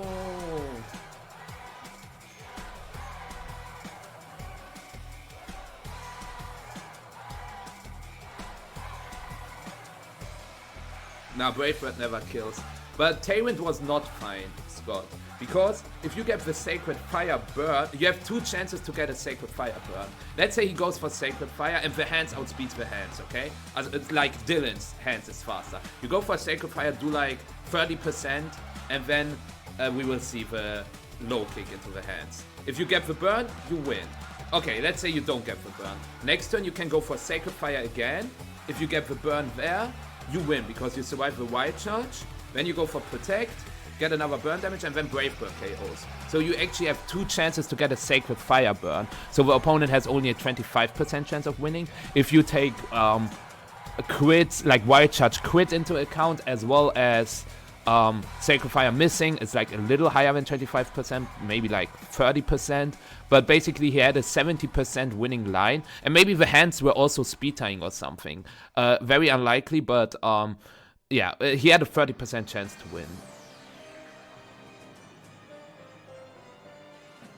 Tailwind might be better, because without the low kick, you need 3 hits, and Burn doesn't save you. Burn does save you. Sacred Fire?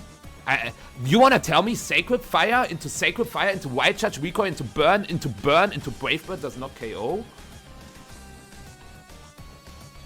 Oh, did I miss your sub, Loyla? Oh my god, I am so sorry. I think I missed it. It is possible that I missed it. I'm so sorry. I really appreciate it. I'm so sorry if I missed it. I am really sorry, but I really, really appreciate it.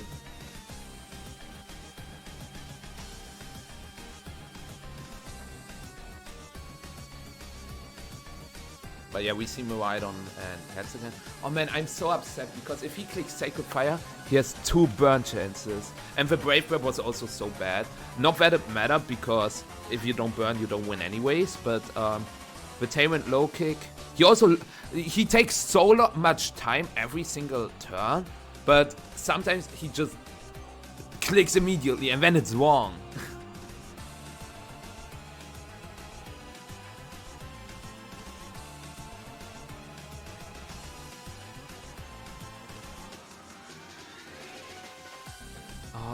Why did he click Tailwind?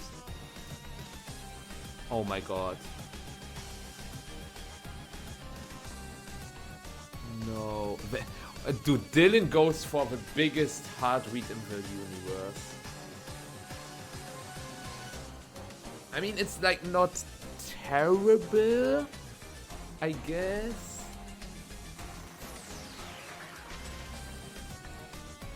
Like, health did not matter on the Miraidon in game 1 and game 2, I think, right? Did health matter in game... I don't think so.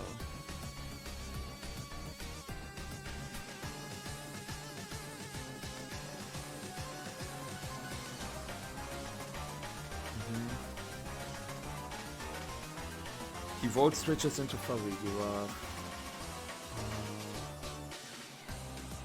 I think he bought Farigua Treads. He did not bring Ho-Oh. Sorry that I'm out of camp, by the way. Okay, never mind.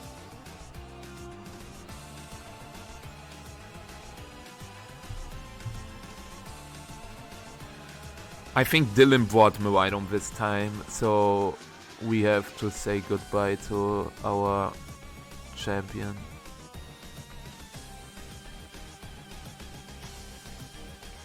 Because based on all the games, Miraidon would have been sick. Is it a speed tie? Because Hans was always faster outside of Trick Room and Kelly was faster inside of Trick Room.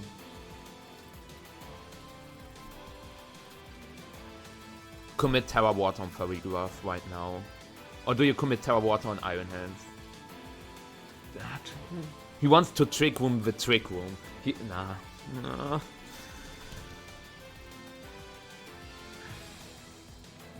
This is crazy. I think Dillon will click Will-O-Wisp into hands. Do you switch hands into Ho-Oh and just Psychic? Sorry, Psychic? I know that you don't pronounce with P. Okay.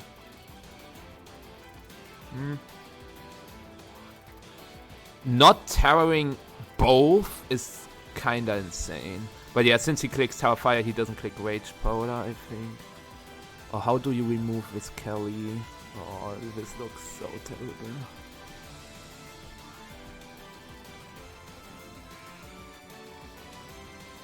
Wait, what? Oh, that does so much. He had to terror one of his Pokemon.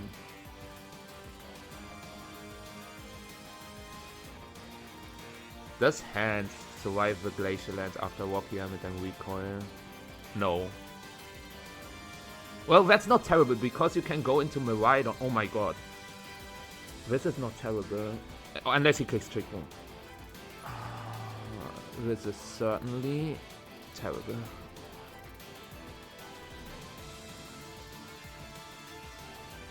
Why did he never bring Miraidon? I'm so confused. Now you cannot win. Farigiraf is in range. Like, you have to switch out hands. Now, this time he will target with Farigiraf. Oh my god, if your hands is faster than the other hands in Trick Room, Helping Hand, Terra, Low Kick. Helping Hand, Terra, Low Kick. Terra Water. Terra Water. You die to Glacial Lance. You have to Terra Water. Terra Water. Yes? Low Kick.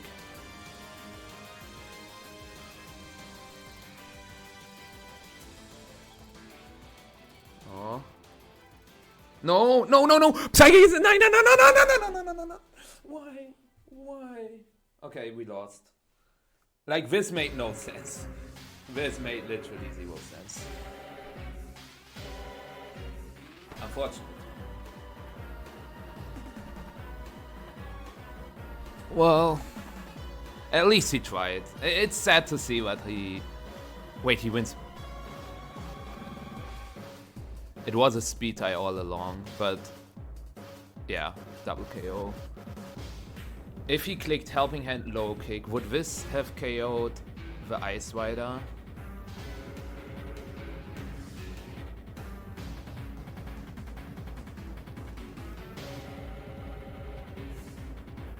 It's over. Oh, the dream is over. Like, he had the correct thought and cancelled and went for something that literally never wins.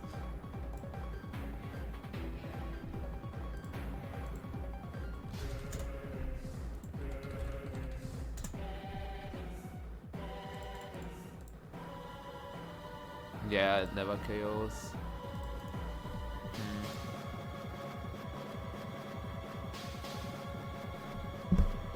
It also does a KO hands. It could have.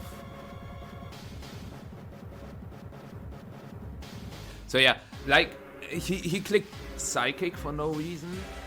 He had to click, I think, Terra Water on the hands first of all, so that I will still show you like what happens. So yeah, Glacial Lance double knockout pretty much. So if you click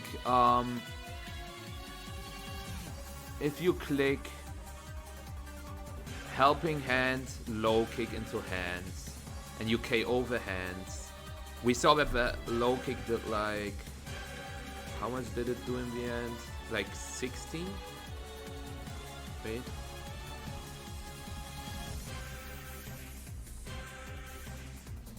No Drain Punch. Where's the Low Kick? Here. Would have not KO'd with Low Kick, but he had a chance, to say the least.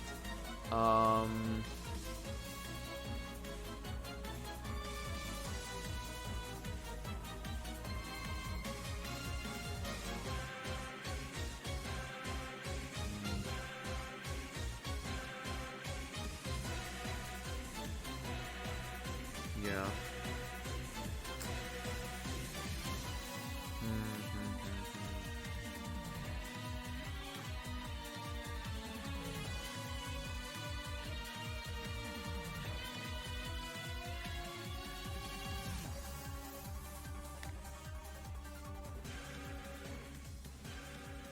Yeah, that's what I was thinking as well. Like, with Farigiraf, you always click Helping Hand, and if you click Drain Punch, you also survive the turn. Then you get a Low Kick off. It's KO. Like, I don't think you win because one of them stays full life, which is rough. But yeah, if you Terra Water hands, Helping Hand, Drain Punch, you lose Farigiraf. But who do you even Drain Punch? You Drain Punch the hands. Yeah, you Drain Punch the hands because I think Joey's hands was faster than Dillon's hands in Trick Room, because we know that the Kelly Ice is min speed, and we know that the hands from Joey is min speed, and the hands from Dillon doesn't seem to be min speed, based on all the speed interactions we saw. So you Helping Hand, Drain Punch the Iron hands. The Kelly Ice, the problem is, even if you go Terra Water to survive the turn, then you still lose the game, because the Kelly Ice is still full life then, so you have to Helping Hand, Drain Punch the Ice Rider, and then you go to Miraidon, you low kick the Ice Rider, Draco the hands, or you call that the hands clicks, the Ice Rider clicks Protect, and you double up the hands, and then you still have Ho-Oh. I guess it would have been doable, but it's weird. Yeah, that's what I was thinking, Drago, but the problem with that is that since Glacial Lance picks up the Farigiraf, the Drain Punch from the opposing Iron Hands gets redirected into the hands from Joey, so Joey's hands would be very, very low. It would be in range for Glacial Lance, so you have to click low kick on hands, you get the KO, yes, but then the Calyrex Ice just sweeps him, because there are too many Trick Room turns left. If there was one less Trick Room turn, yes, then you can KO with Miraidon the turn after, but since there would have been 2 Trick Room turns left, he can just click Glacial Lance, KO hands. The Ho-Oh can go for Brave Bird, yes, and then 1 turn Trick Room is left, but then Glacial Lance again KOs Miraidon, you protect with Ho-Oh, and then you get a second Brave Bird off. So, and 2 Brave Birds are never enough to KO Kelly, even with a crit.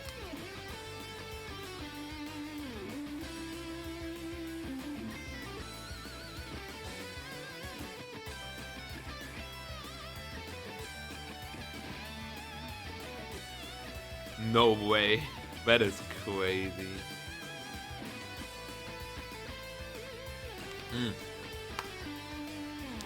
Steam, trust me, 1 Groudon.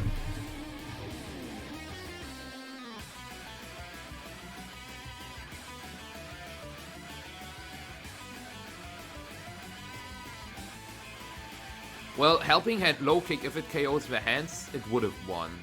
Terra Helping Hand low kick would have won, because then he just has to win a speed type, because his Ho-Oh survives with +1 Glacial Lance, because Kelly Ice KOs Farigiraf but not hands. So then you have low kick Brave Bird, and then you click Protect, Trick Room ends, Brave Bird, GG. Nah, Asuka. Is this sarcasm or no? No, it's not.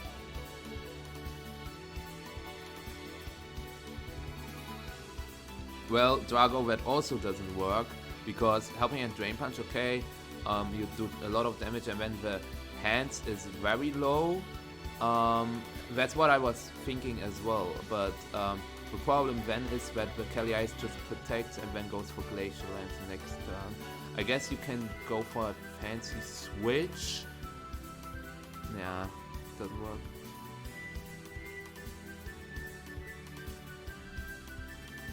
That's rough. If he had teched on the treads, or if he was choice banned, the Earthquake would have done more than enough. Like Dillon clicked a Terra Walk Ivy Cudgel into an Iron Treads. If he just clicked Sacred Fire there as well instead of Wave Bird.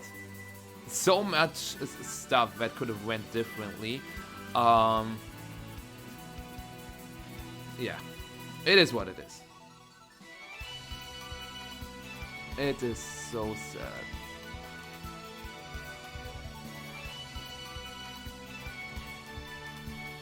I am very, very upset, but yeah. I will do 1 Pokedoku. But before we do that, I wanted to show you my book bonnet spread. Second.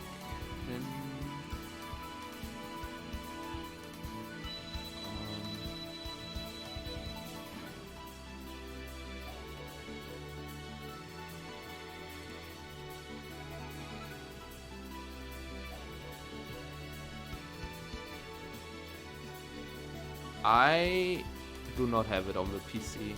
Okay, I will just show... Or do I have it here? No. I do not. Like, this was for one tournament, but this is not the spread. I was running... Look, my thought process... I was running... It's not like super special, but... I was running...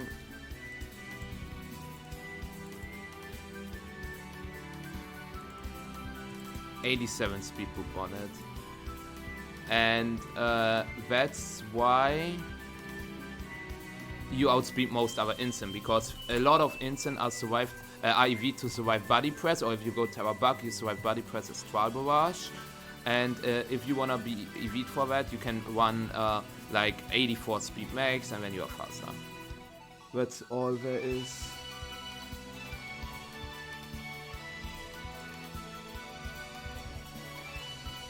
Let's see. Okay, top 4. Luca passed, still undefeated. Carson beat Paul, and Andrew Ding beat Darsh. Okay, so our semifinals are Luca, Carson, and Andrew. So we have 3 regional champions and Dillon. Andrew won a regional in the finals. He played against Wolf Glick. It was one of the first Sword and Shield tournaments. It was the tournament where Wolf was running Leipard, Hard Trick Room, kind of. And Andrew was using Milotic, Sylveon Balance.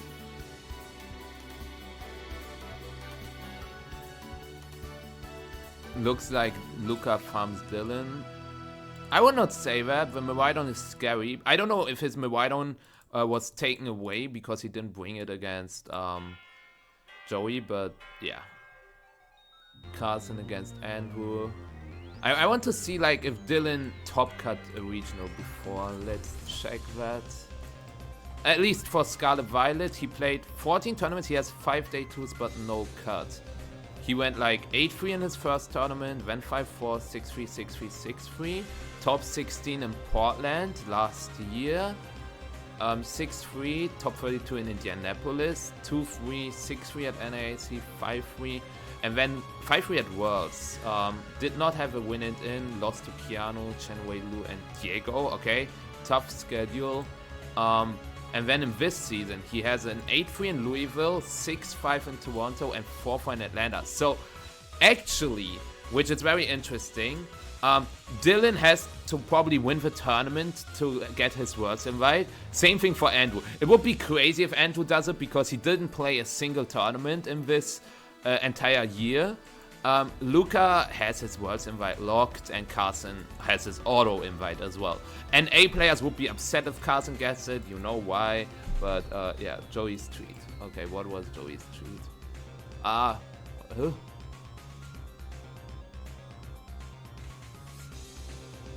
Yeah. So sad. But it's still pretty cool to see. But he was able to get a really, really decent one. 3 times Miraidon, don't tell me. So we've got Miraidon Lunala, Miraidon Kali Ice, Miraidon Lunala, and Miraidon Lunala. Wait, is that... Are you... It's not a full mirror, they are not playing against each... They are playing against each other. Are you ready for the full mirror?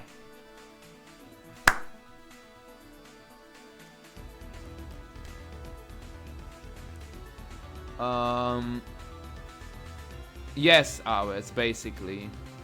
The physical bulk on Bonnet, you get the bump and you survive body press, you survive collision codes from Clear Amulet, Kowaidon in the Sun, you survive close combat from Urshifu, and there's a lot more.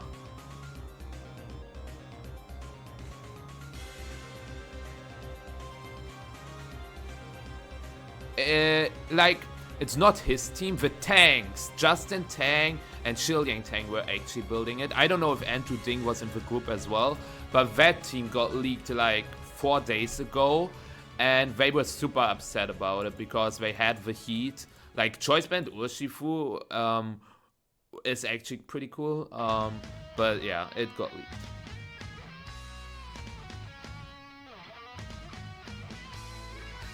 I see, Jade. Well, Maxime, there was someone in Latin America. Actually, it was recently. Let me check it. It should have been... Yeah, actually, Wiley was undefeated in Monterrey with 14-0. But there was also... Was it Fortaleza? Yeah, Bruno Rebello was 13-0. So we had undefeated winners a couple of times now. So, yeah. Okay, so we can do the Poker Doku. Unova Fire. Who doesn't know any fighters? Like, there's obviously Damanitan. Damanitan Zen is a good call. But if people click Damanitan, they will go for Damanitan Zen, right? So we've got Damanitan, obviously. We've got the Hate Crime. Wait, I will get the name. Simiseer. And it's pre-Evo. We've got a lot more that I cannot think of right now. We've got obviously like Reshiram. We could go with Victini. I will go with Victini because it's my favorite Pokemon. Let's see, Monotype, you know what? Yeah, let's go with Victini. My favorite one. Fog Pipe 5. Yeah, Heatmore would have been good. Unova Poison. So there's obviously the Scolipede line. I cannot... This was my attempt to write Scolipede. We don't talk about it. But yeah, there's the Scolipede line, Whirlipede, and Venipede, I think it is. Is it Venipede? Yeah. Then there is...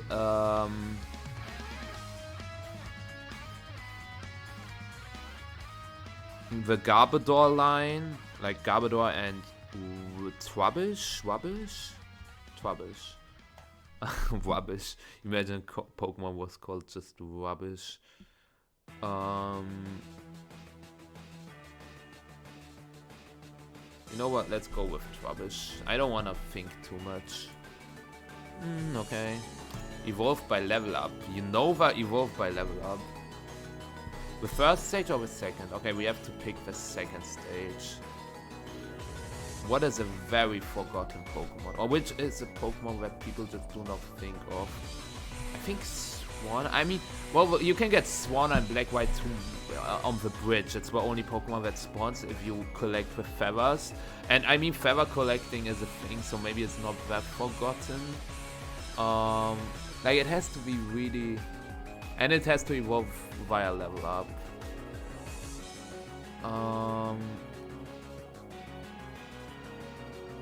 Oh, Clang?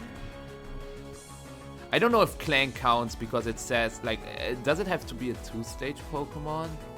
I don't know. I would go with Clang, but if it shows up like this, I think it has to be a 2-stage. Requires post-evolution. I will just risk it. Okay. Big. I did not see it. Wait. Wait, what? That is crazy. Wow. But also, like... I did not mean to do that. Holy shit. BWR. That is sick. I'm totally going to get that. Flying Fire. The first one, obviously, Fletchinda and Talonflame. That come into my mind. Oh. Boom. Cherry Thunder. Actually, Hate Crime. Flying Poison. Flying Poison.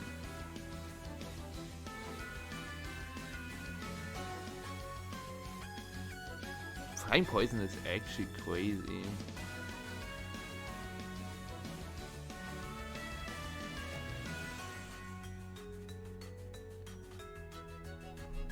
Flying Poison?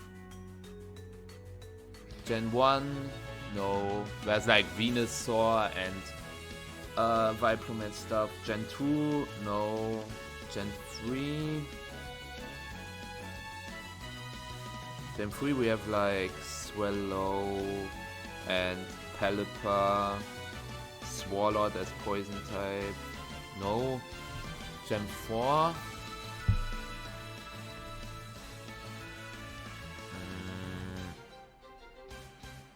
Chatot, no. Gen 4, nothing. Gen 5, probably some Gen 5 Pokemon. Like, I was thinking of, like, move combinations, you know? When I think about move combinations, I can immediately think of something, but I don't know, like, Sludge Bomb Air Slash? What plays Sludge Bomb Air Slash? Or, like, Sludge Bomb Hurricane? Or Poison Jab Brave Bird? Gunk Shot Brave Bird? I thought about, like, Fezante Pity, but it's Fairy. There's literally nothing. Gen 9. A legendary maybe? No, Petrovant is not flying. Gen 7. There's like Oricorio, but no poison Oricorio. Oh wait. Invid. Oh my god. There's like the Crobat line. But should I go with Golbat? I can't think of anything else. Did you rate something? Crobat line, Golbat, if you had to... Ah, okay. So you also only thought of the Crobat line, I see. If I had to keep one Pokemon, Victini, because when I stay winning... Oh! Evolved by level up flying. I will go with this. Okay, 1%, not too bad. Mono type fire.